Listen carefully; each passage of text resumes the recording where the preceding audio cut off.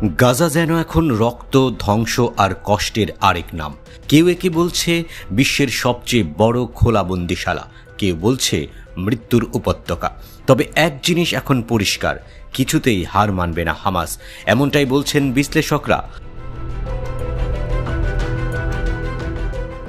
মধ্যপ্রাচ্য বিশ্লেষক ডক্টর লাইলা সালেহ বলেন, অনেকে ভাবছে হামাস টাকার লোভে আত্মসমর্পণ করবে, কিন্তু বাস্তবতা একেবারেই আলাদা।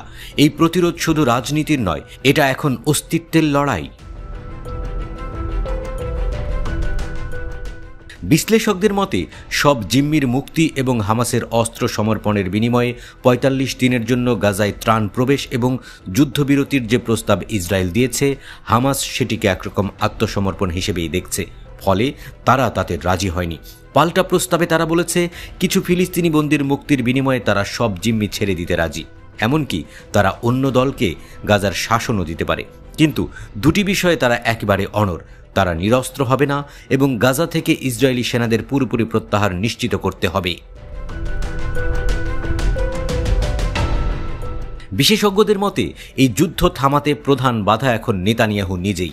আগেও দুবার হামাসের সঙ্গে চুক্তি করে নিজেই তা ভেঙেছেন। জানুয়ারিতে ৩৩ জন জিম্মি মুক্তির মাধ্যমে প্রথম ধাপের যুদ্ধবিরতি সম্পন্ন হয়। এরপর দ্বিতীয় ধাপে স্থায়ী শান্তি আলোচনার কথা ছিল, কিন্তু নেতানিয়াহু সেই চুক্তি নিজেই বাতিল করেন। ইসরায়েলি রাজনৈতিক বিশ্লেষক উইভাল হারিজের মতে, নিজের রাজনৈতিক স্বার্থেই এমন বিতর্কিত সিদ্ধান্ত নিচ্ছেন ইসরায়েলি প্রধানমন্ত্রী। বলেন, এই যুদ্ধ চালিয়ে নেতানিয়াহু নিজের রাজনৈতিক ভবিষ্যৎ বাঁচানোর চেষ্টা করছেন। যুদ্ধ থামলেই তার সরকার ভেঙে পড়তে পারে। গাজায় গত ২ মাস ধরে ত্রাণ প্রবেশ করতে দিচ্ছে না ইসরায়েল। খাদ্য ও ওষুধের গুদামেও হামলা হচ্ছে।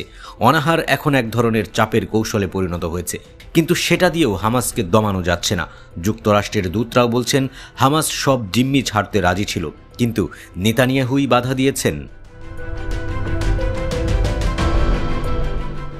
এই মুহূর্তে হামাস যদি হার মানে তাহলে শুধু তাদের পরাজয় হবে না, পেছনে পড়ে যাবে গোটা ফিলিস্তিনি মুক্তি আন্দোলন। গাজা এখন সব ফিলিস্তিনির কাছে একটা পবিত্র ভূমি হয়ে উঠেছে। এখানে এমন কোনো পরিবার নেই যারা আপনজন বা ঘর হারায়নি।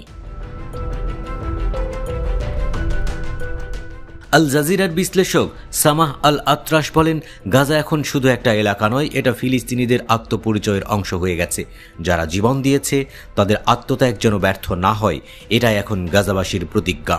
অনেক বিশ্লেষকের মতে হামাসের সঙ্গে ফাতার পার্থক্য এখানেই। হামাস সংগঠিত এবং ধর্মীয় শৃঙ্খলায় বিশ্বাসী। তারা সহজে দেশ ছেড়ে পালিয়ে যাবে না। তাদের নেতারা ধর্মীয় আদর্শে দৃঢ়। আরও একটি ব্যাপার গুরুত্বপূর্ণ, হামাস মনে করে তারা তাদের বড় লক্ষ্য পূরণ করতে পেরেছে।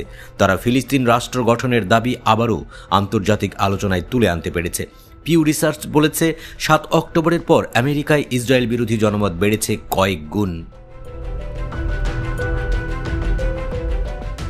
মার্কিন বিশ্লেষক মাইকেল ও ডোয়ার বলেন, যুদ্ধের ময়দানে না পারলেও কিন্তু মানুষের চিন্তায় এগিয়ে যাচ্ছে হামাস। আইন হয়তো হামাসকে সন্ত্রাসী বলে, কিন্তু অনেক মানুষ এখন তাদের মুক্তিযোদ্ধা হিসেবেই দেখছে।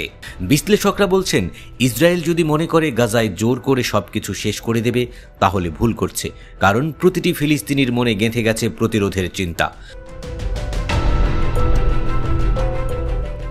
লন্ডনের কিংস কলেজের অধ্যাপক হানা নাসির বলেন, ৭ অক্টোবরের পর ইসরায়েলের অজেয় ভাবমূর্তি ধসে গেছে, যেটি পুনরুদ্ধার আর সম্ভব নয়।